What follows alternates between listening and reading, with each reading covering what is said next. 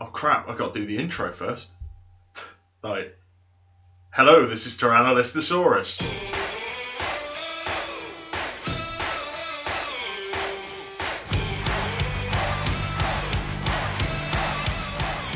So what makes a TV show great? Well-developed plot, creativity of its writers, copious amounts of nudity. Okay, yes, maybe they help, but to me, a TV show lives and dies by its characters, and there's something overwhelmingly satisfying about seeing a lead character grow into something better or worse, whilst being assisted by a collection of colourful, memorable side characters. Now, these side characters have many uses, be it a punchline to a joke, a racial stereotype, or being fridge for the purpose of man pain. But sometimes a side character can turn into something more. They get a bit more substantial writing, and they become the reason that we're tuning into the episodes. They become show stealers. I'm Liam from BeanPod, and here are my top 10 show stealing side characters. Beware of spoilers for the following shows. Number 10, Dr. Zoidberg. Futurama is one of the best things ever created by Matt Groening. I'm not saying that it's better than The Simpsons, but it totally is. The jokes are funnier, it's more heartfelt, and has consistently stronger characters. Case in point, Dr. Zoidberg. On the surface, he's a goofy misfit with a miserable life. He's the butt of many people's jokes, especially Hermes, and he lives in a trash can. But look deeper, and not only is he a caring and fiercely loyal companion to his friends, but also a big family man, especially to his uncle. He has a great sense of humour as well. Because of this, the rest of the Planet Express team secretly love him, like the favourite oldest child loves his younger siblings. Ugh, I felt dirty saying that. Number 9, Max Klinger.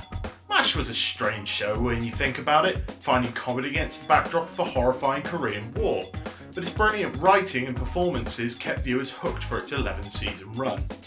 Max Klinger was one such beneficiary, initially used as a representation of the extremes soldiers would go to try and get out of their duty.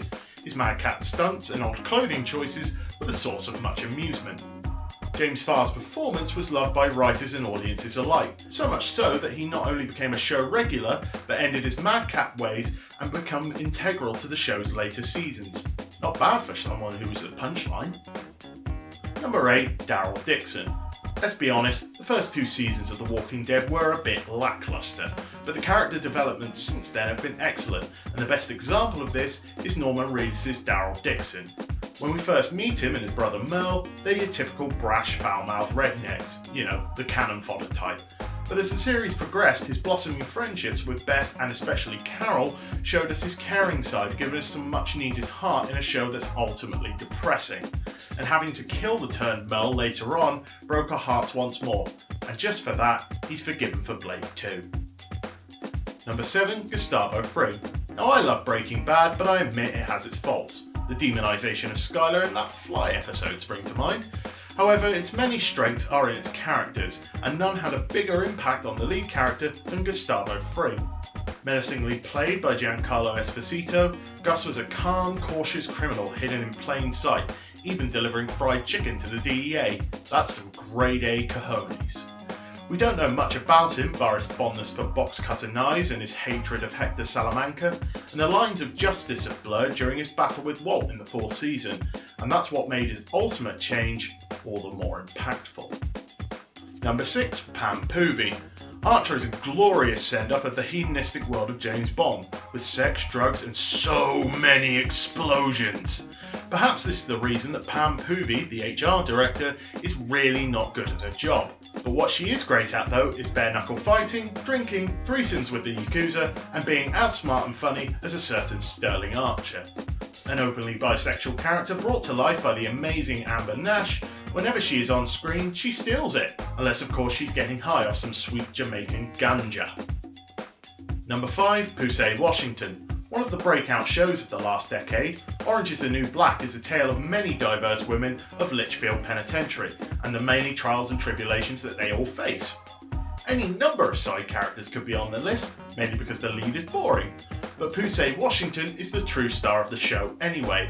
Her friendship with Taystee is one of the true highlights, and throughout the seasons, her many interactions with protagonists and antagonists are all played to perfection by Samira Wiley. Poussey is extremely intelligent, she speaks 3 languages, as well as a caring mother figure and is not afraid to be outspoken. to have such an emotionally investable character in this show bodes well for future seasons.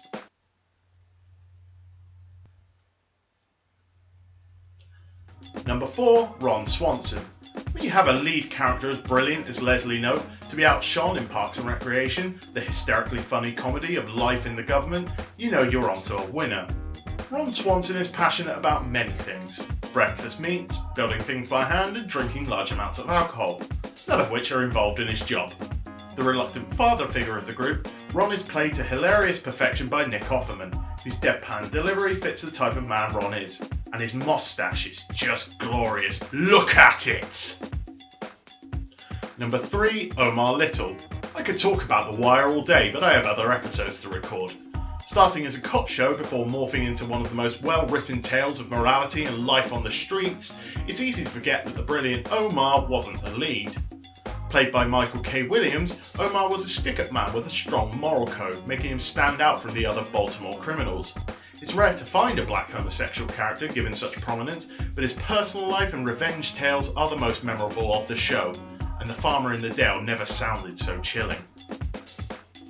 Number 2, The Fonz. With one of the most iconic theme tunes ever, Happy Days was a staple of American TV for over a decade, with its fun-filled episodes and the original scene stealer.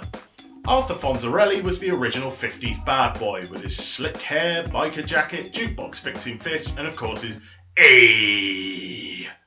Audiences fell in love with him, and he became more prominent and well-rounded as a character when he showed his loyalty to his friends and how family-orientated he truly was. Some of this was true to life though. When producers wanted to make the Fonz the lead, Henry Winkler stood by the cast and shot the idea down. He was a true team player.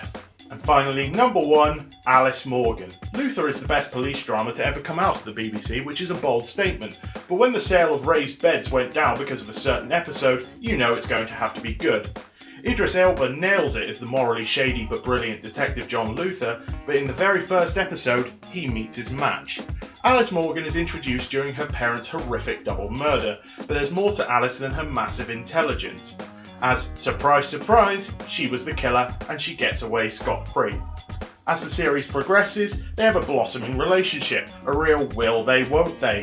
Not as in, will they get together, will they sleep together, or will they try and kill each other and push each other off a bridge. She added to every scene that she was in, and Series 4 she was missing, and she was sorely missed, and there's not many side characters that can do that.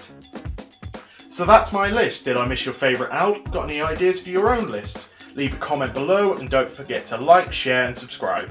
I'm Liam from BeanPod, and I'll see you next time.